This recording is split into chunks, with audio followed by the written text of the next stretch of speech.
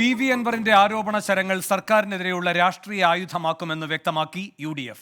ആരോപണങ്ങളുടെ ചുവട് പിടിച്ച് സർക്കാരിനെതിരെ വലിയ പ്രതിഷേധത്തിനാണ് UDF ഒരുങ്ങുന്നത്.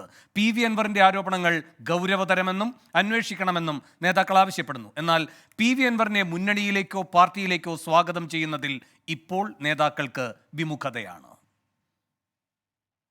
എല്ലാ അഴിമതിയുടെയും പ്രഭവ കേന്ദ്രം മുഖ്യമന്ത്രിയുടെ ഓഫീസാണ് എന്ന് ഞങ്ങൾ അന്ന് പറഞ്ഞതാണ്. അൻവർ എന്ന വ്യക്തിക്ക് പിന്തുണ കൊടുക്കാൻ ഇതുവരെ തീരുമാനിച്ചിട്ടില്ല. അതിനെപ്പറ്റി ഇതുവരെ ആ പാർട്ടിയോ മുന്നണിയോ ആലോചിച്ചിട്ടില്ല. ഇന്നലെയും നേതൃയോഗം ഉണ്ടായിരുന്നു UDFൻ്റെ, ഞാനും പങ്കെടുത്തതാണ്. അതിൽ അത്തരം കാര്യങ്ങൾ ആലോചിച്ചിട്ടില്ല. പക്ഷെ അൻവർ പറഞ്ഞ കാര്യങ്ങൾ വളരെ പ്രസക്തമാണ്. ഒരു സിറ്റിംഗ് ജഡ്ജിയെ കൊണ്ട് അന്വേഷിപ്പിക്കാൻ്റെ കാര്യങ്ങളാണ് ഇപ്പോൾ പുറത്ത് വന്നിരിക്കുന്നത്. അൻവർ മുന്നോട്ട് പോകട്ടെ. അൻവർ ഇപ്പോൾ ഇത്രയും കാര്യങ്ങൾ പറഞ്ഞു, ഇനിയും പറയാനുണ്ടാകും എന്നാണ് എൻ്റെ വിശ്വാസം. അൻവറിനെ തടയരുത്. അൻവർ ഇനിയും ഉള്ള സത്യം കൂടി പറയട്ടെ. എല്ലാ സത്യവുമായി എന്ന് അറിയില്ല, അത് അദ്ദേഹം തന്നെ പറയുന്നുണ്ട്. വേറെയും കുറേ കാര്യമുണ്ടെന്ന്. എല്ലാം പറയട്ടെ. Political decision നാച്ചുറലാണ്.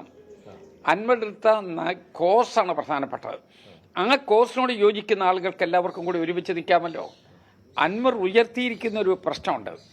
ആ പ്രശ്നത്തോട് യോജിക്കുന്ന മുഴുവൻ ആളുകൾക്കും ഒരുമിച്ച് നിൽക്കും. കേരളത്തെ ഞെട്ടിക്കുന്ന, നമ്മുടെ ക്രമസമാധാനത്തെ ഗുരുതരമായി ബാധിക്കുന്ന ഒരു കാര്യങ്ങളാണ് പുറത്തു വന്നിട്ടുള്ളത്.